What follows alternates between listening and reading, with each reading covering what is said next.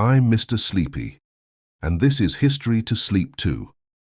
We're traveling to the heart of southern Africa, to a place built not from sand or timber, but from stone. Thousands and thousands of perfectly fitted stones, stacked without mortar, without cement, rising from the earth as if the land itself decided to reach upward. This is Great Zimbabwe. If this is the kind of journey you want to take every night, go ahead and like this video and subscribe so you never miss a night. And in the comments, drop your idea for the next destination. The best one gets pinned. I mean it. Now let's get into it. You are standing at the edge of the world as most people know it. Not the edge of a cliff, not the rim of some dramatic canyon, no. You are standing at the threshold of a plateau in southern Africa, somewhere between the Limpopo and Zambezi rivers, and the air around you is doing that thing warm African air does in the late afternoon, where it seems to hum faintly, like the land itself is thinking. It is somewhere around the 11th century, give or take a few decades, because history, as you'll learn, has never been particularly punctual. The grass here is golden, not poetically golden, literally golden, the kind of dry savanna gold that catches the low sun and holds it longer than seems fair. Acacia trees dot the horizon, flat-topped and unhurried, the way only trees that have been standing for centuries tend to look. Somewhere behind you, a hornbill calls out, offended by something, as hornbills generally are. You are in what will one day be called Zimbabwe, but right now, there is no name for it on any map that the outside world carries. The Byzantine Empire is creaking through its later centuries. The Song dynasty in China is busy inventing things. The Vikings have recently, and somewhat reluctantly, stopped raiding everything in sight. And here, in this warm and golden plateau, something is beginning. Not with a bang, not with a declaration. History rarely bothers with those at the start. It begins, as most extraordinary things do, quietly, with people, with cattle, with the slow, patient logic of a civilization figuring out what it needs and deciding, with remarkable confidence, that what it needs is stone. But we'll get to the stone. First, you need to understand the land, because the land is not incidental here. The land is, in a very real sense, the entire point. The plateau you're standing on sites roughly 1,000 meters above sea level, high enough that the temperatures are bearable, low enough that the rains still come. This is not a small thing. In southern Africa, water is everything. The civilizations that last are the ones that find the places where the sky is generous, and this plateau, this rolling, golden, quietly magnificent plateau, is one of those places. The people who found it first, or rather the people who were here first and stayed, were Bantu-speaking communities who had been migrating southward across the continent for centuries. They were farmers and herders, skilled and deliberate, and they had an eye for good land the way some people have an eye for good furniture. They looked at this plateau and they recognized it. This is the place, they said, or something to that effect. And they were not wrong. Now, before we go any further, you should know something about the name. Great Zimbabwe. The word Zimbabwe almost certainly comes from the Shona language, Dzimba Dzamabwe, which translates, with satisfying literalness, to houses of stone. Some scholars prefer Dzimba Woye, meaning venerated houses. Historians have been arguing about this distinction for decades with the particular energy that academics reserve for things that probably don't change the story much either way. What matters is the meaning. Stone houses, venerated houses, a place so significant that the very word for it became shorthand for permanence, for authority, for the idea that something here was built to last. And it was. But in the 11th century, when you're standing here with the hornbill making its case loudly somewhere to your left, none of the famous walls exist yet. What you see instead are the early stirrings of something, settlements, livestock enclosures, the geometry of a people who think carefully about space.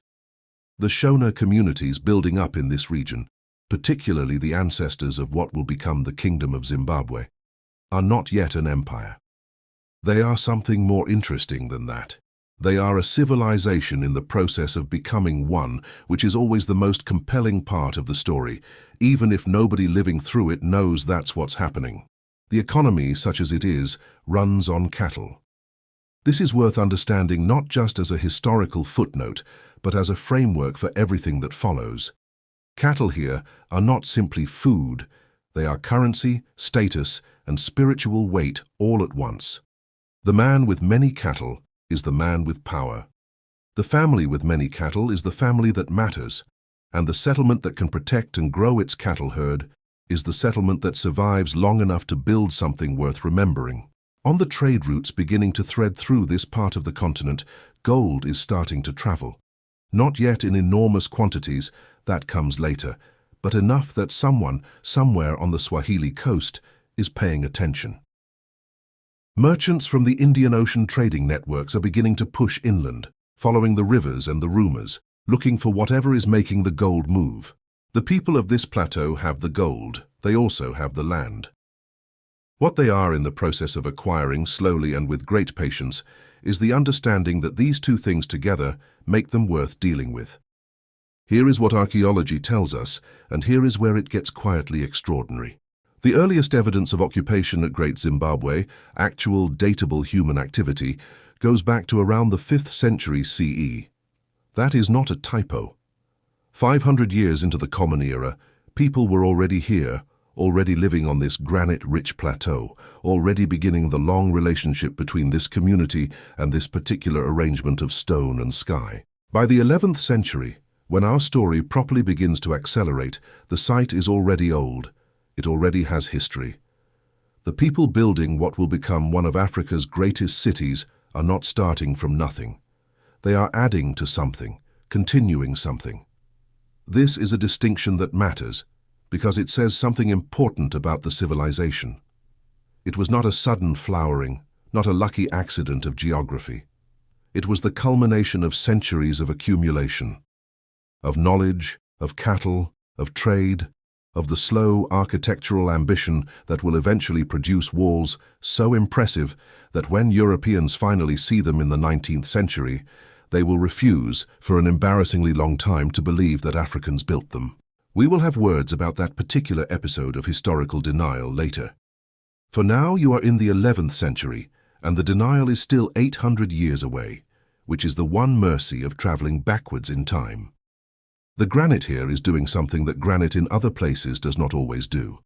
It weathers into large, flat, stackable slabs, almost as if the land is pre-cutting its own building materials and leaving them out for whoever is paying attention. The communities of this plateau are paying attention. They are looking at the rock the way a carpenter looks at good timber. Assessing, planning, imagining, perhaps, the thing it could become with enough hands and enough time. They have the hands, they are developing the time. And somewhere on this golden plateau, in a century that most of the world's history books will later treat as though it barely existed in this part of the world, the first stones are being laid. Not with mortar, not with cement, not with any of the adhesives that the Romans or the Byzantines would have reached for instinctively. Just stone, fitted against stone, with a precision that 1,000 years later will still be difficult to fully explain. The walls are coming. You can almost feel it in the air. You wake up sometime in the 12th century, and the plateau has changed. Not dramatically, not overnight. History does not work that way, no matter how many documentaries try to make it seem like it does.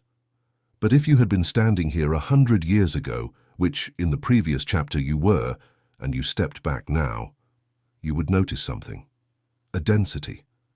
A weight to the settlement that wasn't there before. More people. More cattle, more smoke rising in the early morning from more fires than you could comfortably count. The community that was quietly accumulating in the 11th century has been doing exactly that, accumulating, and it has gotten rather good at it. The trade networks threading through this part of southern Africa are no longer rumors. They are roads, or as close to roads as the 12th century tends to manage, worn paths through the savannah, known by the people who walk them, reliable enough that merchants plan around them.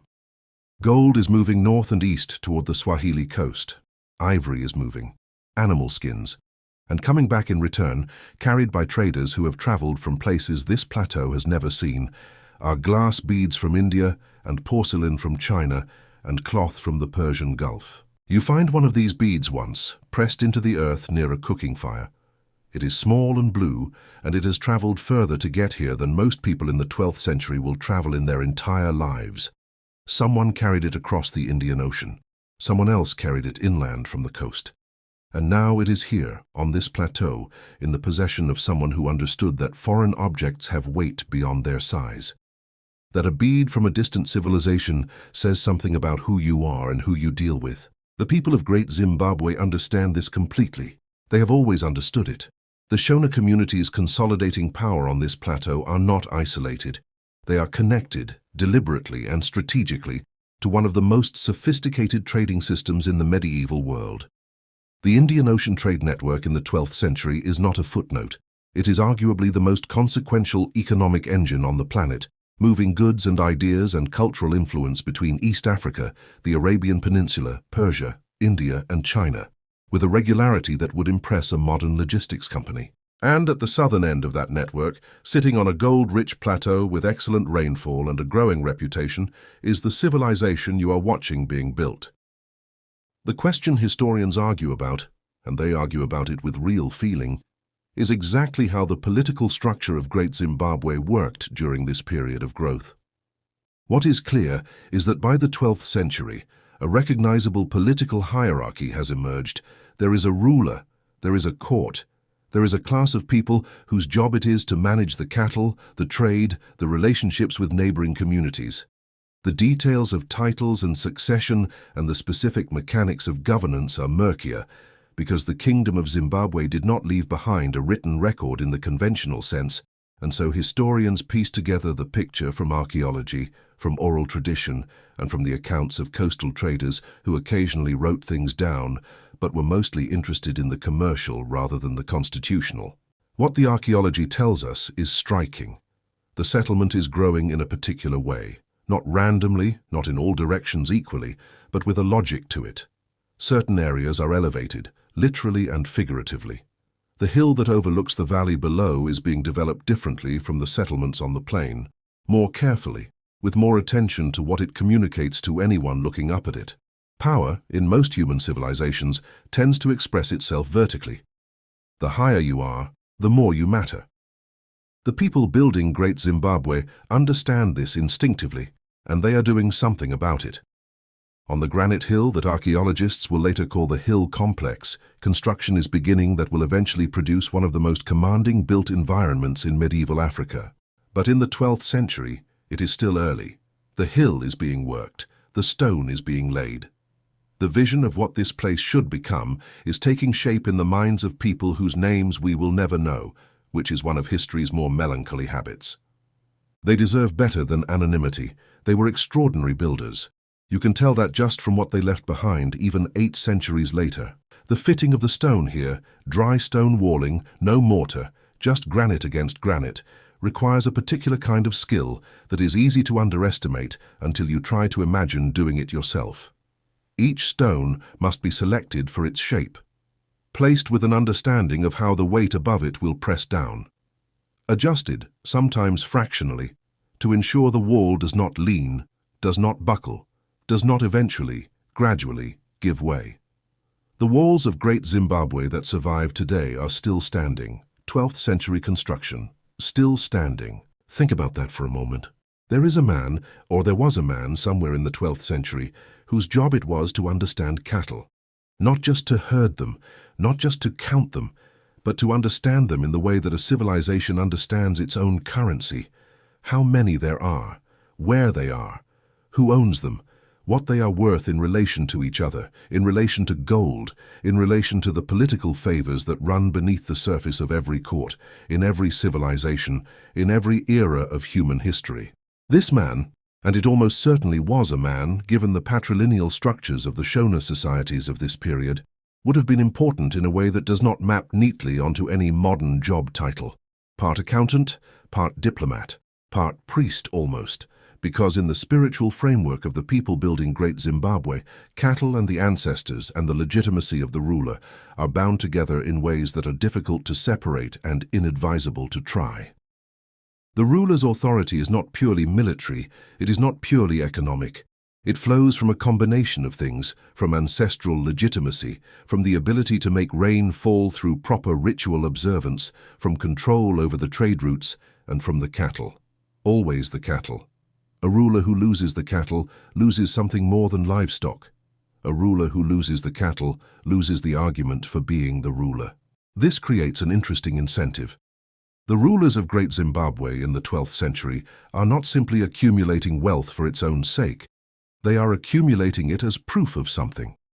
As evidence, visible and countable and walking around on four legs, that they are the right people to be in charge, that the ancestors approve, that the rain will come, that the walls being built on the hill above are being built by people who deserve to build them. It is a more complicated justification for political power than most modern governments manage, and arguably more honest. Outside the settlement, the savannah is going about its business.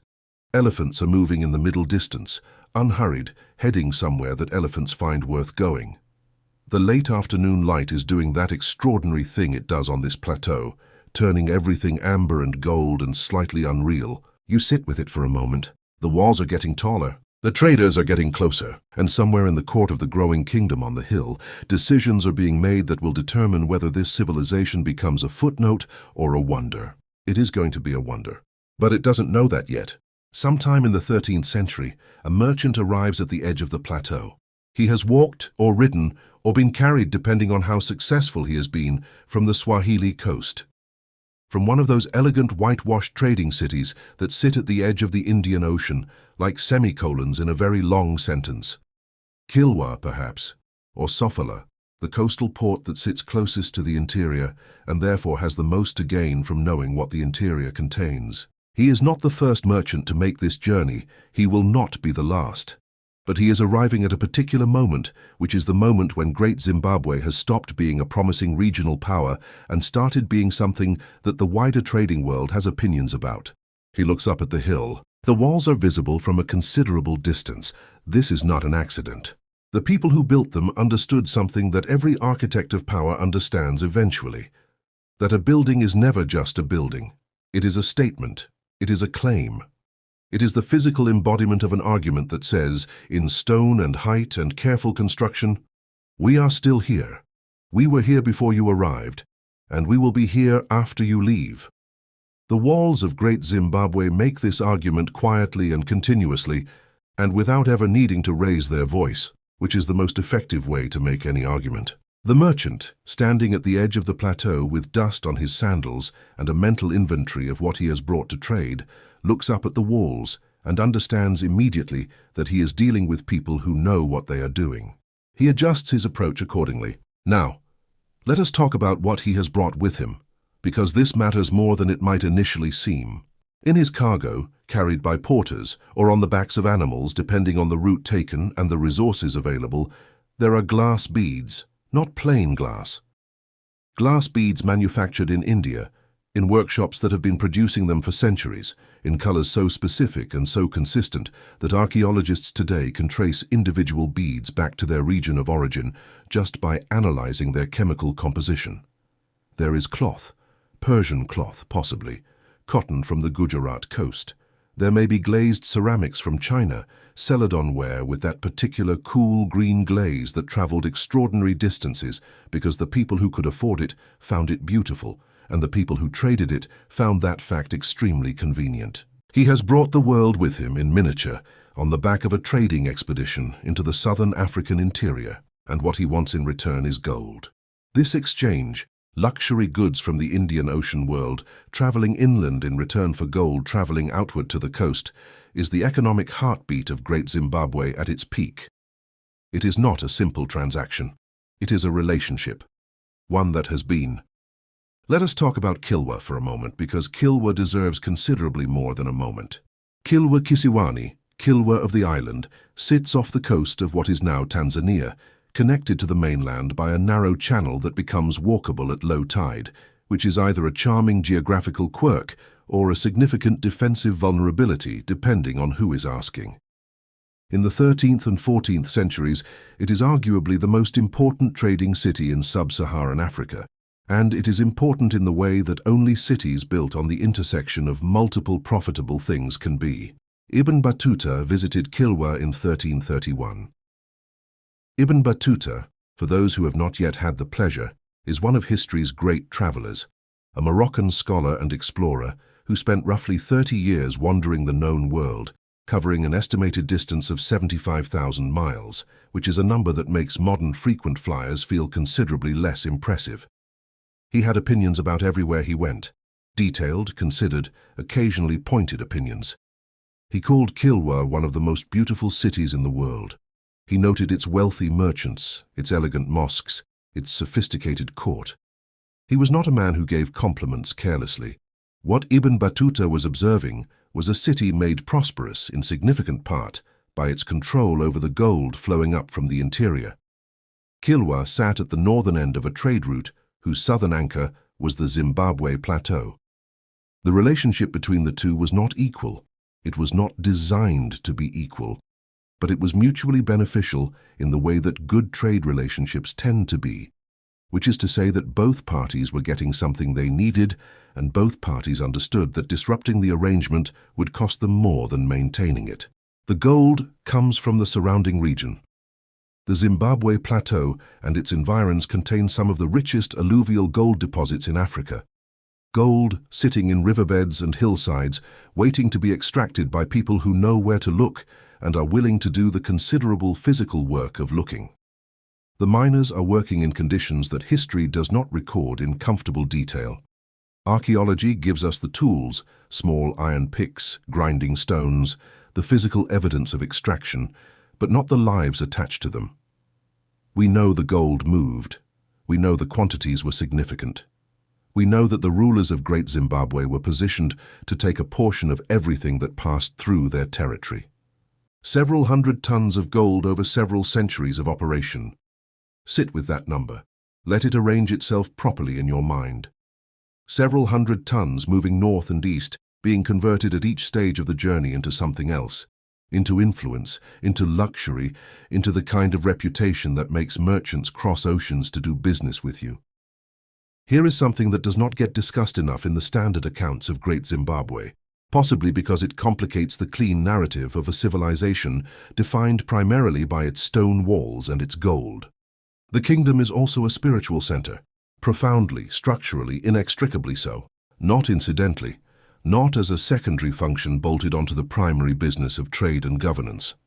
The political authority of the ruler, the mambo as the Shona term has it, is inseparable in a way that requires genuine effort for a modern mind to fully appreciate from his role as intermediary between the living and the ancestors. This is not metaphor. This is not the ancient equivalent of a politician invoking God at the end of a speech for electoral purposes. In the worldview of the people building and inhabiting Great Zimbabwe, the ancestors are present, active. Participants in the affairs of the living in ways that are invisible to outsiders, but entirely legible to those raised within the framework. The ruler is the person with the clearest line of communication to them. This changes everything about how you understand the built environment of Great Zimbabwe. The hill complex, that elevated, painstakingly constructed space above the valley floor, is not simply a palace in the European sense. It is not primarily a defensive position, though the height offers that advantage. It is a sacred space, a threshold between the world of the living and the world of the ancestors. The rituals performed here are not ceremonial decoration around the real business of governing. They are the governing. They are how decisions get sanctioned, how harvests get blessed, how the rain, which on this plateau is everything, gets requested from forces that operate beyond the reach of irrigation and storage. The soapstone birds are part of this architecture of the sacred. You will have seen them, tall carved figures perched on columns, somewhere between eagles and something that does not exist in nature, which is often the most interesting kind of creature to carve. 8 of them were found at the site. 8. Each one carefully made, each one placed in a location that was not chosen casually. They are now the national symbol of Zimbabwe, reproduced on the flag, embedded in the national identity of a country that did not exist when they were carved, but recognized immediately what they represented when the time came to choose a symbol. What they meant precisely to the people who made them is, honestly, a matter of genuine scholarly uncertainty. They may represent the battler eagle, a bird associated in Shona, Spiritual tradition with messages from the divine. A creature that flies so high it was understood to move between worlds. They may represent ancestor spirits taking avian form, which is a concept that appears across many African spiritual traditions in varying configurations. They may carry layers of meaning that the oral tradition preserved and the written record did not, which means we have the objects, but not the full instruction, manual for understanding them. What is not uncertain is the quality of the carving, the skill involved, the deliberateness of the placement. Nothing at Great Zimbabwe is accidental. Not the walls, with their careful courses of fitted stone. Not the positioning of the settlement on a hill visible for miles. Not the birds, watching the valley below with expressions that carved stone. Should not really be capable of having, but somehow, standing in front of them, manages anyway. This is a civilization that thinks carefully about what it communicates, and to whom, and through what medium. The merchant from Kilwa, unpacking his trade goods at the edge of the settlement, watching the walls on the hill above him catch the late afternoon light, is receiving a message whether he has the framework to read it or not. The message is layered. On the surface it says, "We are wealthy, we are powerful, we are worth doing business with." Beneath that it says, "We have been here a long time and we understand things about this land that you do not." And beneath that, in the register that the stone birds are responsible for communicating, it says something that does not translate easily into the language of trade and commerce, but which the people who built this place understood completely. It says, "We are not alone here. We have never been alone here.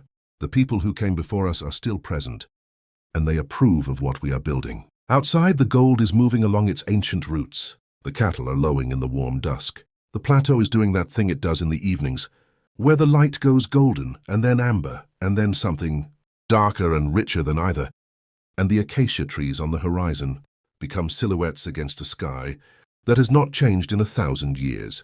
The kingdom is at the height of something magnificent. It does not know yet that heights, in the long grammar of history, are always followed by something else. But that is for another chapter. This one has earned its rest. There is a wall in southern Africa that has been confusing people for the better part of 1,000 years. Not confusing in the way that optical illusions confuse you, where the confusion is momentary and quickly resolved once someone explains the trick. Confusing in the way that genuinely extraordinary things confuse you, where the more you look at it, the more questions accumulate, and the answers, when they come, only seem to produce further questions that are somehow even more interesting than the ones you started with. The Great Enclosure. That is what archaeologists call it, which is the kind of name that only archaeologists could come up with. Accurate, descriptive, and almost aggressively unpoetic for something that is, by any reasonable measure, one of the most remarkable structures in medieval Africa. The people who built it almost certainly had a better name for it. That name, like so many things about this civilization, did not make it into the written record that the outside world eventually assembled. You are standing in front of it now. 13th century, pushing into the 14th. The construction that will produce the final, most elaborate version of this structure is either underway or recently completed, depending on exactly where in the century you have landed, and the dating, as with most things at Great Zimbabwe, involves a degree of scholarly negotiation that we will not get into here. What you are looking at is a roughly elliptical enclosure, an oval of stone wall so large that it encloses an area of roughly 7,300 square meters. The wall itself is, at its highest point, 11 meters tall. At its thickest, it is 5 meters wide. It contains an estimated 900,000 individual stone blocks, each one selected, carried, and placed without the assistance of mortar, cement, cranes, pulleys, or any of the mechanical advantages that later civilizations will consider essential for construction of this scale. 900,000 stones, placed by hand, fitted against each other with a precision that has kept them standing for 7 centuries and counting. You look at it for a long moment. The wall curves away from you in both directions, disappearing around the perimeter of the enclosure, and there is something about its scale that the human eye struggles to process all at once. It is too large to see whole from any single vantage point. You have to move around it, track it, let it reveal itself in sections, which may well have been intentional on the part of the people who designed it. A structure you cannot see all at once is a structure that keeps surprising you. The construction technique used at Great Zimbabwe has a name: dry stone walling. Dry, meaning no mortar. No adhesive of any kind, just stone against stone, weight pressing down, friction doing the work that cement does elsewhere. It is a technique used in various forms across the world. You find versions of it in the Scottish Highlands, in the terraced hillsides of the Andes, in the field boundaries of rural Ireland. But what makes the dry stone walling of Great Zimbabwe distinctive, what elevates it from a practical building technique into something that genuinely warrants the word remarkable, is the precision. The stones are not rough. They are not simply piled. They are cut, or selected more accurately from the naturally weathering granite of the plateau, into shapes that fit together with a consistency that speaks of either extraordinary skill, extraordinary patience, or more likely both operating simultaneously over an extended period of time. The outer face of the great enclosure's wall is particularly fine. The courses of stone, the horizontal layers, run straight and even. The surface is smooth enough that it has been compared, by people who have stood in front of both, to dressed stonework. Stonework that has been deliberately shaped and finished. Except it has not been dressed in the conventional sense. It has been achieved through selection and placement alone. There is a decorative chevron pattern near the top of the wall on the eastern side. A repeating zigzag of darker stone set into the lighter granite, running along the upper course like a frieze. It serves no structural purpose. It is there because someone decided the wall should be beautiful as well as functional, which tells you something important about the people who built it. Civilizations that decorate their walls are civilizations that have moved beyond pure utility. They are making aesthetic choices. They are thinking about how things look, not just how they work. The chevron pattern at Great Zimbabwe is not the work of people building something merely to keep the rain out. It is the work of people building something to be seen, to be admired, to communicate, through the language of craft and deliberate beauty, that the people inside these walls are the kind of people who build things like this. The message lands. Even now, standing in front of it, it lands. Inside the enclosure, the space is divided by interior walls into a series of passages and areas whose exact functions are still debated. There is a conical tower, solid stone, no interior, no apparent structural purpose, that rises from within the enclosure to a height of roughly 9 meters. It is one of the most discussed and least conclusively explained features of the entire site. No door, no window, no hollow interior accessible by any means that archaeology has yet identified. Here is what the great enclosure was almost certainly not. It was almost certainly not a fortress. This is worth establishing because the instinct, when confronted with a large stone enclosure with high walls and a single main entrance, is to reach for military explanations. Defensive structure, refuge in times of attack, the walls as protection rather than statement. The problem with this interpretation is that the walls, magnificent as they are not particularly well suited to defense. They have no battlements, no arrow slits, no elevated positions from which defenders could engage attackers below. The entrance is narrow, but not fortified in any way that suggests serious military thinking went into it. And perhaps most tellingly, the enclosure sits in the valley, below the hill complex, which means that anyone attacking from the surrounding area would have the high ground over it, which is precisely the wrong arrangement if your primary concern is military defensibility.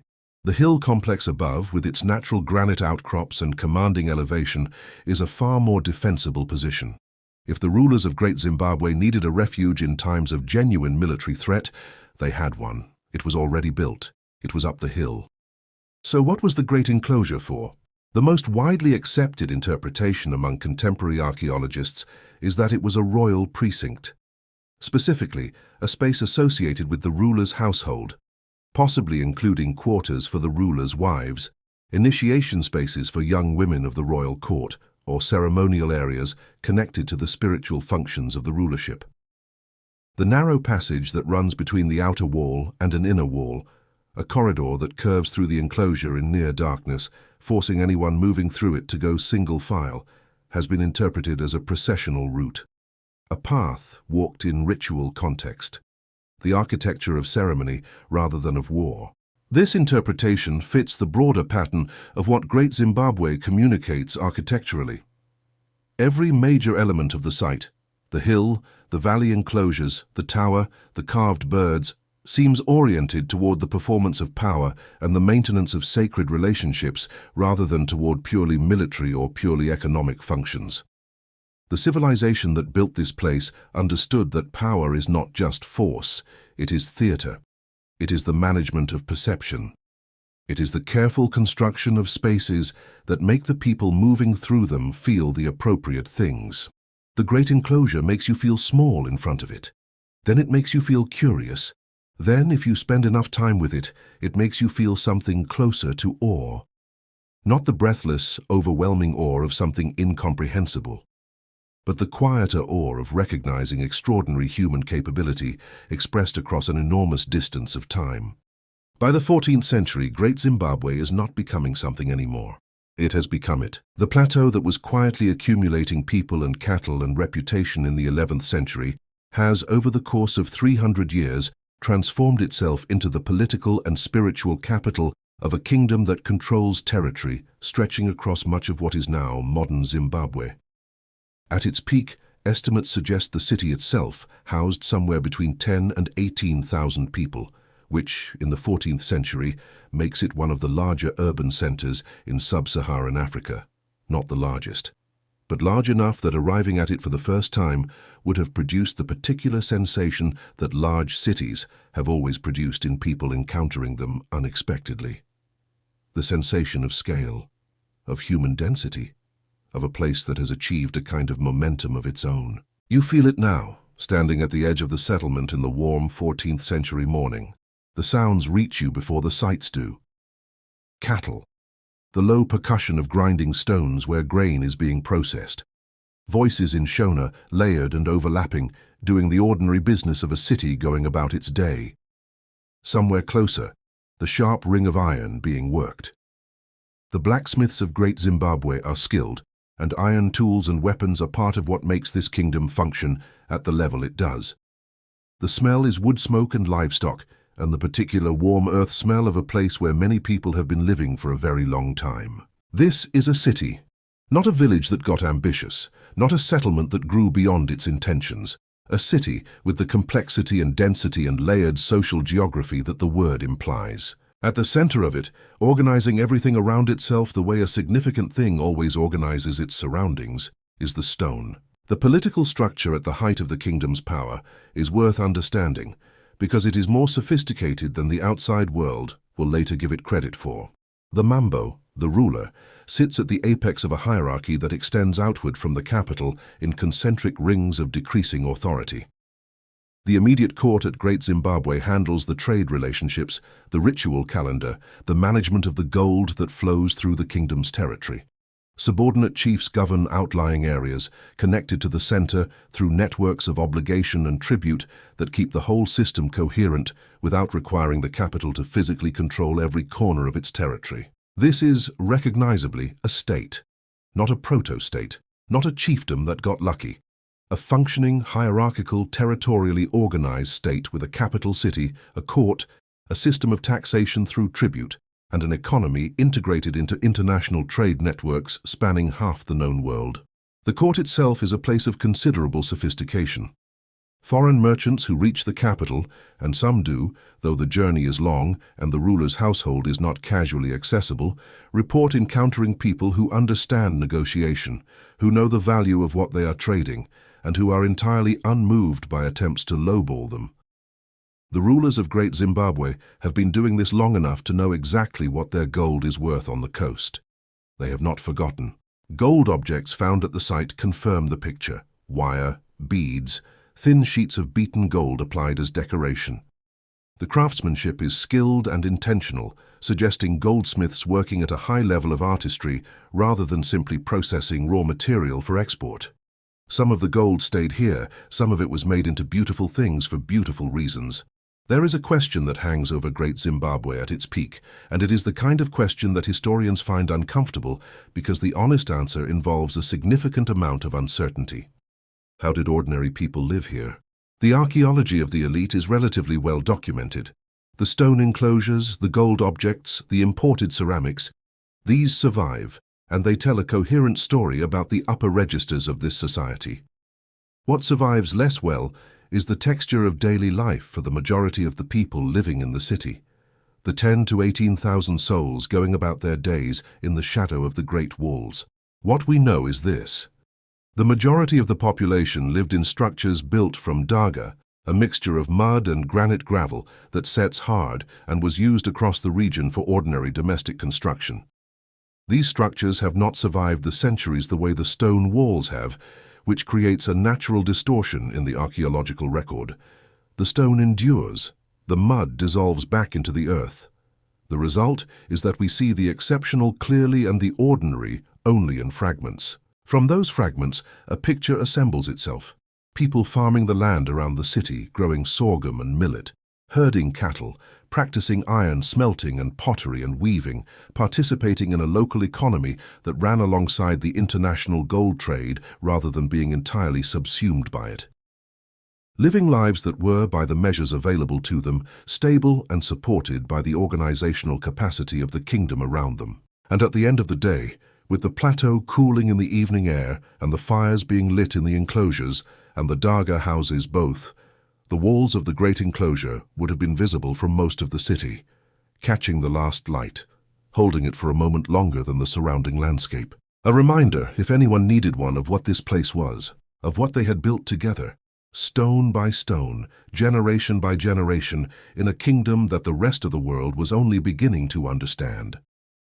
The peak is a good place to rest for a moment, breathe it in. Because peaks, as the next chapter will begin to show, are always the place where the story starts to turn. Empires do not fall the way storms arrive. There is no single morning where everything is fine, and then, by afternoon, it is not. The decline of Great Zimbabwe is not a catastrophe with a date attached to it. It is a slow, compounding series of pressures, environmental, political, economic, that accumulate over decades until the weight of them becomes too much for even the most sophisticated civilization to carry without bending.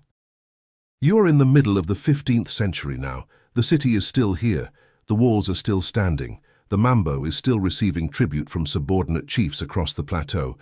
But if you have been paying attention, and you have, because that is the kind of traveler you are, you can feel something shifting beneath the surface of things, like a current moving under still water, present and purposeful and not entirely reassuring.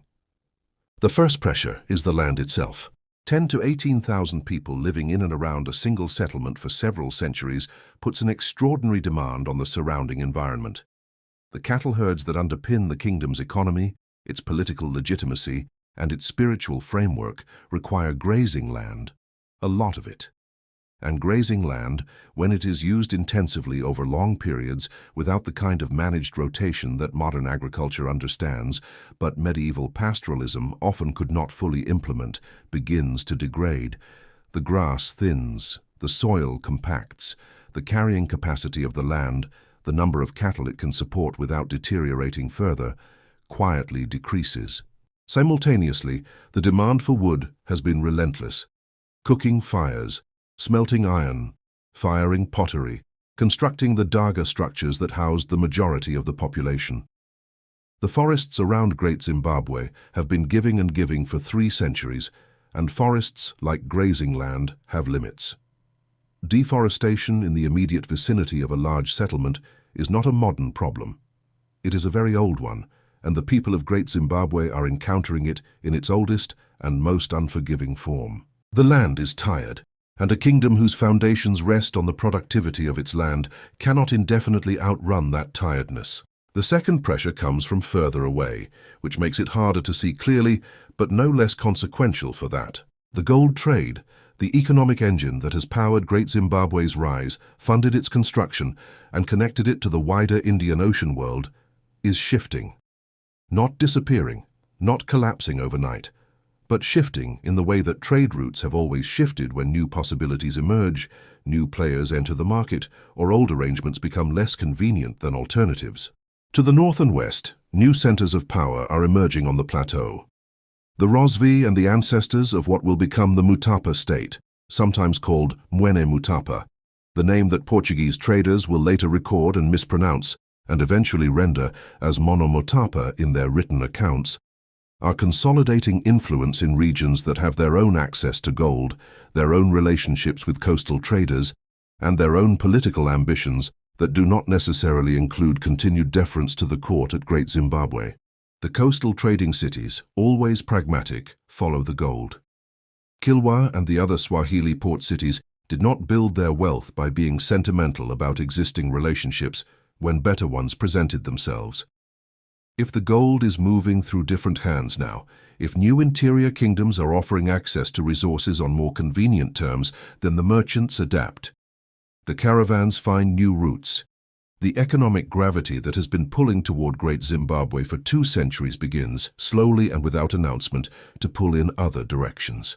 For the court at Great Zimbabwe, this is existential in a way that may not have been immediately legible as such. Trade revenues decline gradually. The flow of imported luxury goods, the ceramics, the glass beads, the cloth that signaled connection to the wider world, slows. The Mambo's ability to redistribute wealth downward through the political hierarchy, which is one of the primary mechanisms by which centralized authority maintains loyalty in tributary systems, becomes constrained. And constrained redistribution, in any political system in any century, produces restlessness in exactly the people whose loyalty you can least afford to lose. The third pressure is political, and it is in some ways the most human of the 3. Power in the Kingdom of Zimbabwe flows through a system that requires constant maintenance. The Mambo's authority rests on his relationship with the ancestors, his control of the trade, his command of the cattle economy, and his ability to manage the subordinate chiefs who govern outlying territories. These are not passive foundations. They require active tending, regular ritual observance, successful harvests to validate spiritual authority. Enough wealth moving through the system to keep the chiefs in the outer territories feeling that their connection to the center is worth maintaining. When the land begins to struggle and the trade begins to shift, the Mambo's ability to tend these foundations is compromised, not destroyed, not immediately, but compromised in ways that compound over time. Subordinate chiefs who have been sending tribute to Great Zimbabwe begin to recalculate. The calculation they are making is not cynical, or not purely cynical. It is the entirely rational assessment of people managing their own communities, their own cattle, their own relationships with the land, asking whether the political arrangement they are currently part of is still serving them as well as it once did, whether the center still has enough to give in return for what it takes. In some cases, the answer they arrive at is no. The fragmentation that follows is not a rebellion in the dramatic sense. It is quieter than that. Chiefs simply become more autonomous. Tribute flows less reliably.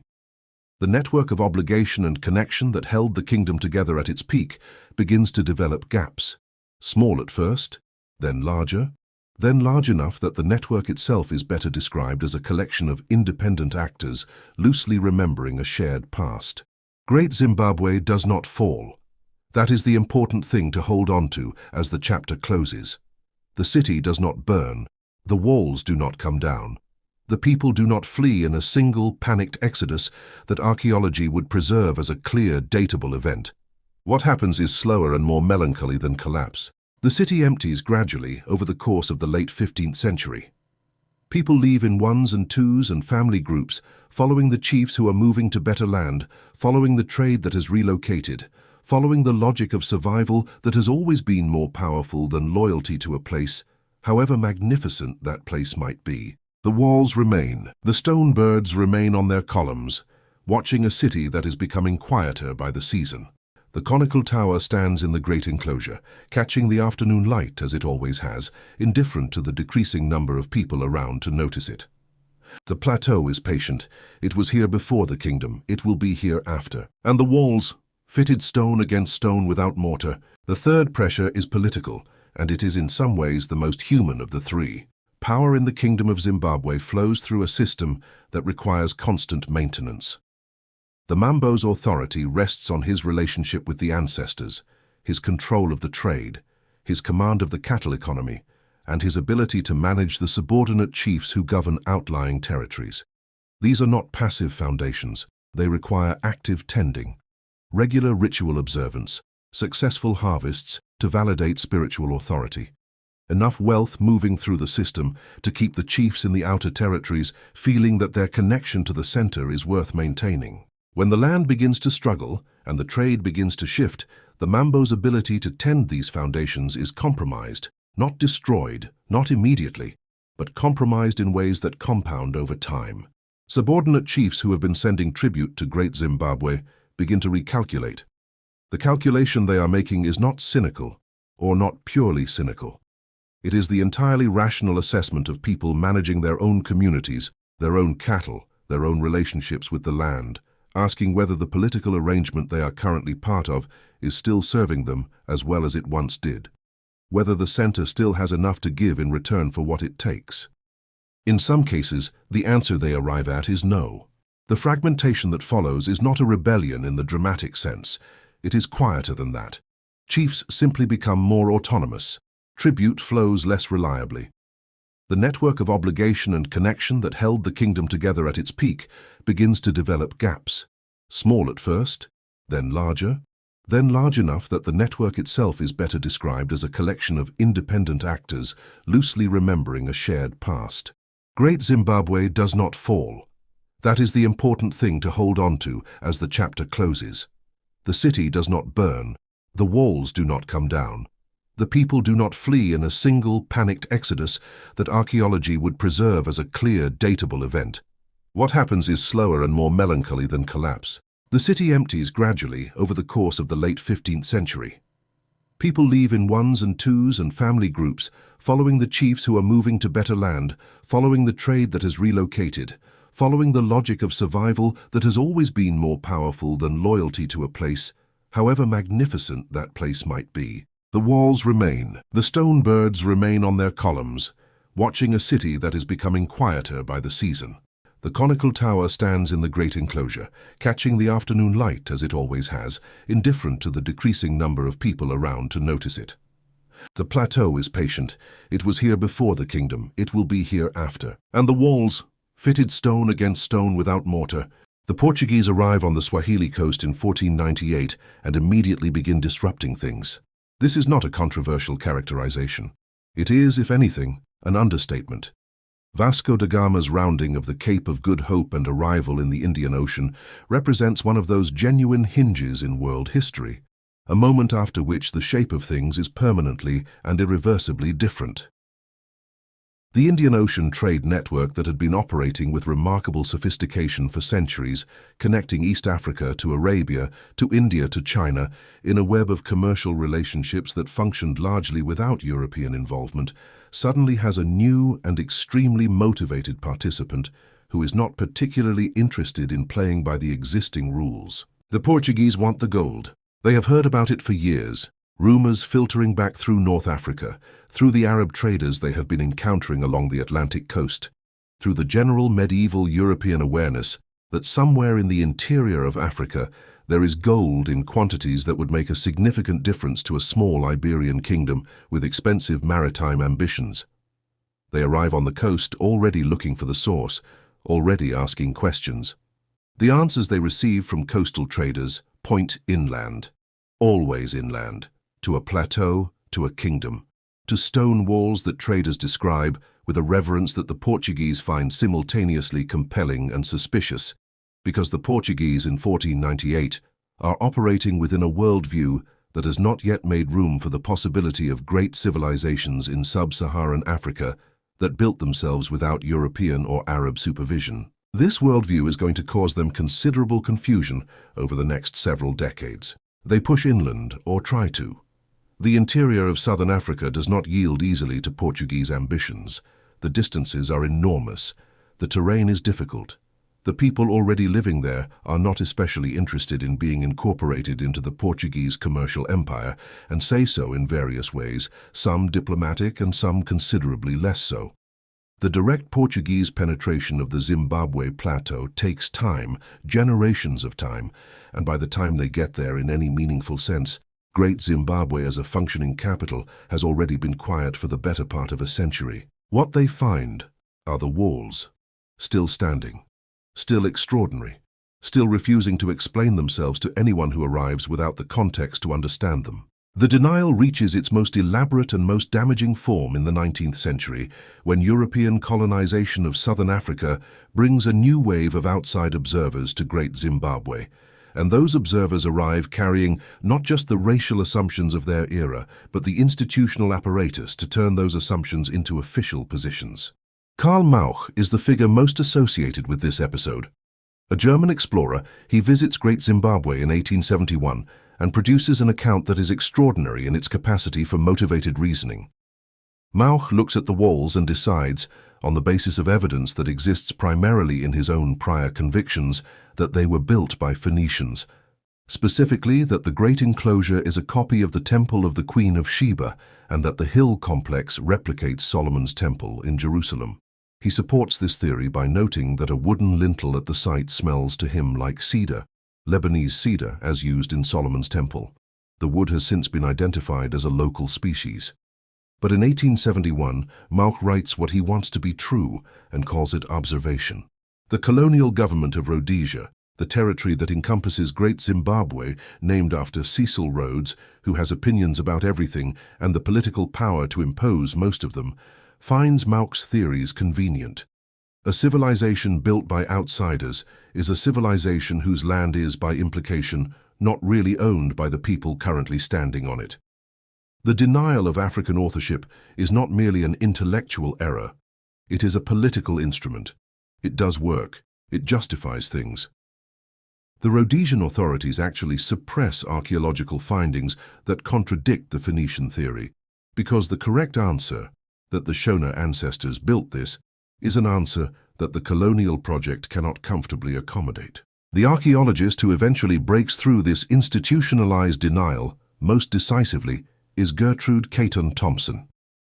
She visits Great Zimbabwe in 1929, conducts a rigorous excavation, and concludes with the flat clarity of someone who has looked at the actual evidence and is not interested in accommodating anyone's prior convictions that the ruins are unquestionably the work of a Bantu African civilization.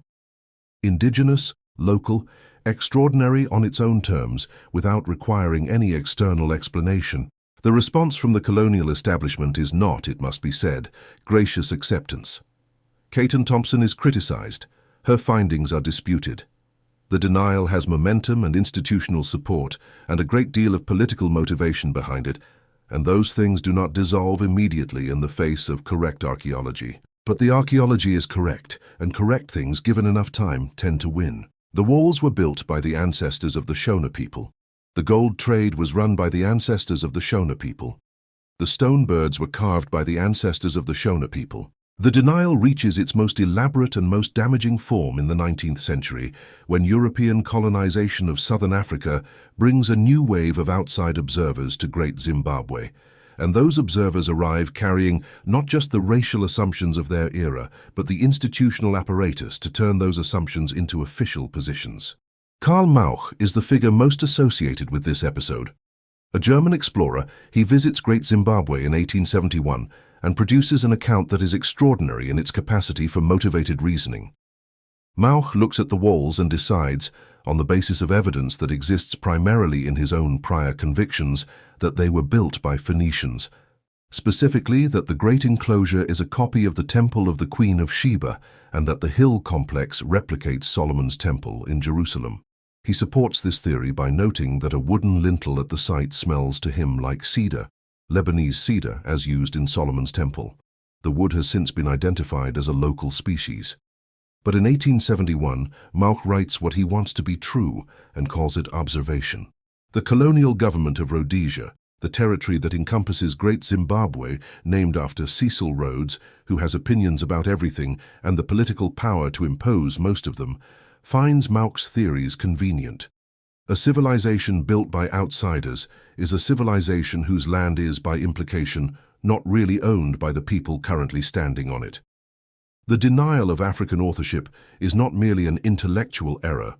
It is a political instrument. It does work. It justifies things. The Rhodesian authorities actually suppress archaeological findings that contradict the Phoenician theory, because the correct answer, that the Shona ancestors built this, is an answer that the colonial project cannot comfortably accommodate. The archaeologist who eventually breaks through this institutionalized denial most decisively is Gertrude Caton Thompson. She visits Great Zimbabwe in 1929, conducts a rigorous excavation, and concludes with the flat clarity of someone who has looked at the actual evidence and is not interested in accommodating anyone's prior convictions that the ruins are unquestionably the work of a Bantu African civilization. Indigenous, local, extraordinary on its own terms, without requiring any external explanation. The response from the colonial establishment is not, it must be said, gracious acceptance. Caton Thompson is criticized. Her findings are disputed. The denial has momentum and institutional support, and a great deal of political motivation behind it, and those things do not dissolve immediately in the face of correct archaeology. But the archaeology is correct, and correct things, given enough time, tend to win. The walls were built by the ancestors of the Shona people. The gold trade was run by the ancestors of the Shona people. The stone birds were carved by the ancestors of the Shona people.